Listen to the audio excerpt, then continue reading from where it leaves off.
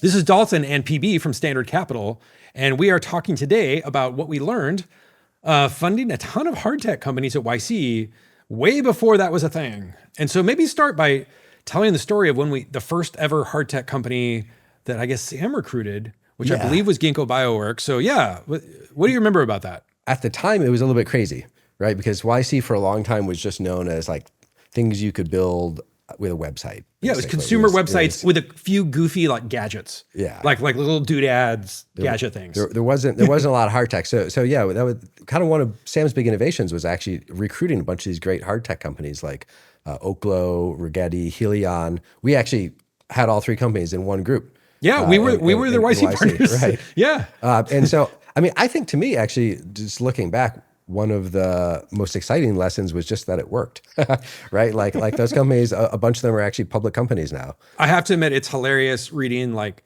Reddit stock trading threads about a company that I was the YC partner for and like helped them launch on TechCrunch. Yeah. You know, it's a really funny feeling. Yeah. So, it was very exciting both for the YC model showing that we could fund more than just like websites. And I think it's actually very exciting for just the startup world because it shows that, you can build just about anything. It's exciting for the whole world because we're bringing new technology to market, right? Helion is building nuclear fusion, which, has been science fiction forever. And now, they're actually just a couple of years away from, I think, actually delivering power to customers.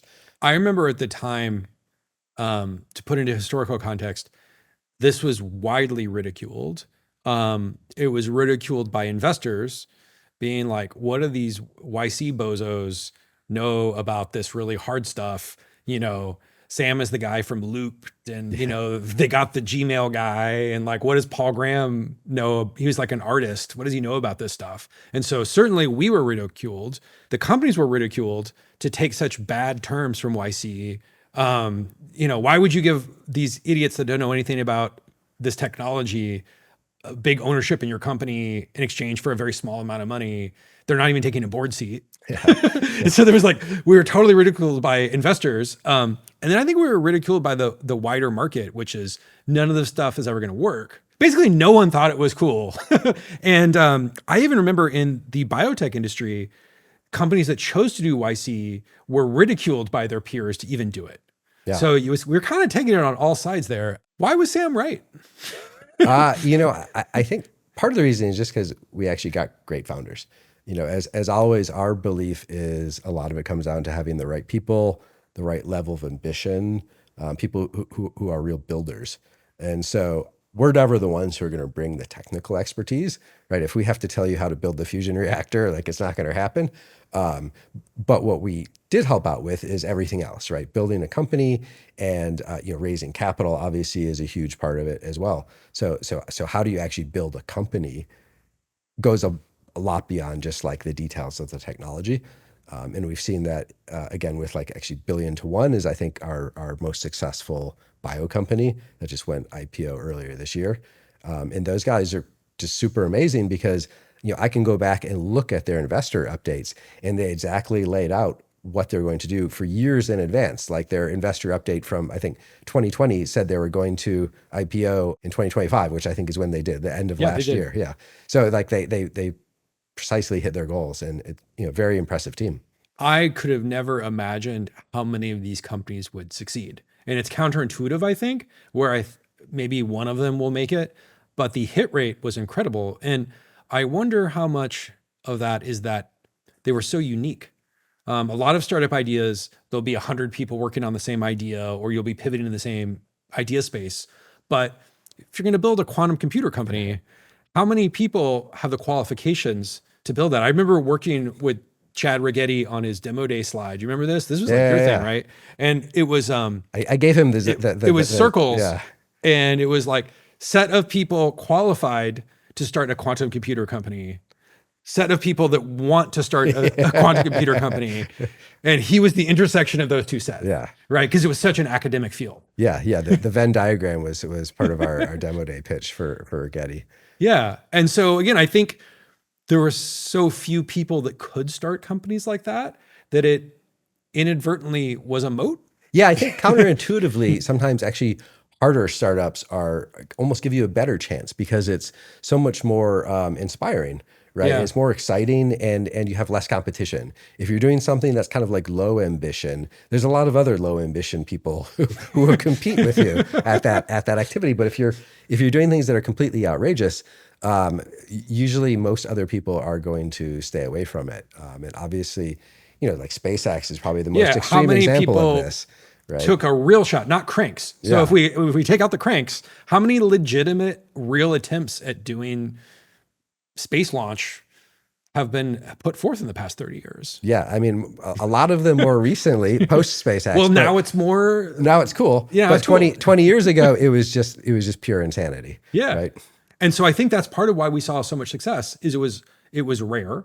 I think the other thing that I noticed is that because no one was funding those things, we attracted a lot of the best founders. There weren't that many places you could do a seed round for like an aerospace company. Yeah, absolutely. There wasn't anywhere else to go, and the founders were kind of flocking together where they would see that we funded one space company, and that would attract more and more space companies. So that sort of had network effects. Yeah. And I think, actually, another great example of just this kind of hard tech ambition is just OpenAI itself, which we started at YC. Was another idea that's just like completely crazy at the time. The notion that a startup is going to develop AGI was just like pretty laughable, right? Yes. And we were going up against Google, who had all of the data and all of the money and all of the researchers and all of the computers. and our competition was a small nonprofit research lab, right? Without a product. It wasn't actually clear what it was. Without a product. There was not, ChatGPT did not exist for much later. It was kind of nothing. AI. Yeah, it was just a lab. Yeah. And so in terms of standard, we're obviously funding hard tech companies. How are we applying what we learned funding hard tech companies at YC to how we're deciding what to fund for standard?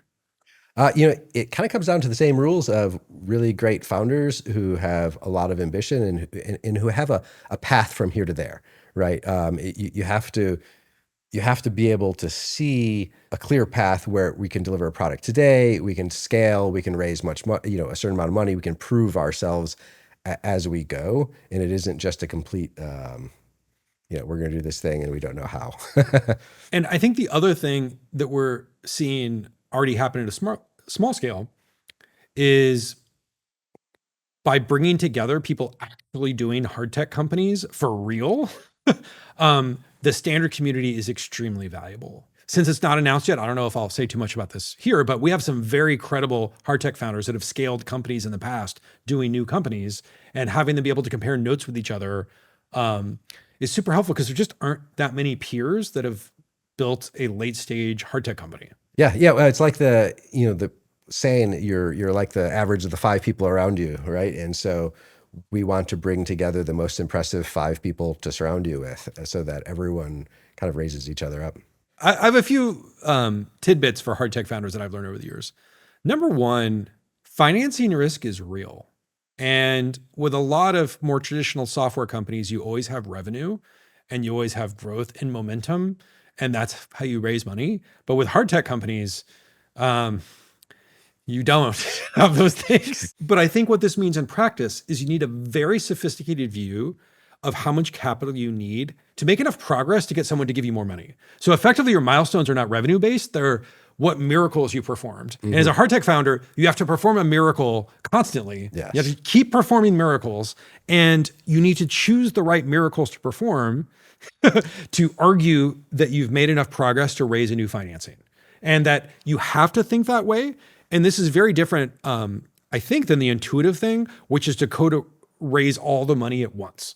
Where you're like, cool, I want to build a lunar moon base, let's put up a hotel, right? That's a YC company. Yeah. So give me $1 billion. I think some founders think that's how it works. Yeah. And I can't stress enough, that is not how it works. You basically have to separate out each stage of capital and what you're going to prove with that fundraise to get something that crazy financed. And we've seen this over and over again with YC companies. Yeah, I think that's a great frame, actually. Making a hard tech company successful does require a series of miracles. Yes. And so what you have to do is essentially prove that you are a miracle worker. And think about Tesla, the Roadster was a miracle. Yeah. Right? And then the Model S was a miracle. And then the Model 3 was a miracle. And self-driving is a miracle. So that's basically what the company is chaining together impossible things on top of each other. And each time their ability to raise capital, their ability to have network effects just increases over and over and over again. Same with SpaceX, right? Starship is the new miracle. Absolutely, absolutely. Yeah, and of course, as you say, that provides access to capital because we're a lot more excited about investing in a proven miracle worker than a fresh miracle worker. One thing about it, Starlink, that was a miracle, which is like, oh yeah, we're building the satellite thing. We need to make money from it. Gee, that's a pickle. We better figure that out. And they did. And there's a whole history of people losing money on that too. Iridium was that same vision 30 years ago, and I don't know how many times it went bankrupt. Yeah. It's not a big success. And even Starlink itself almost failed. They had to reboot the whole team. Exactly. So again, like the way to think about this as a founder is to not expect investors to realize the brilliance of your idea and give you all the money at once to complete the end state. And instead, you just have to keep setting yourself up to succeed by doing amazing things. And at each stage, being able to raise money to make it to the next level. exactly.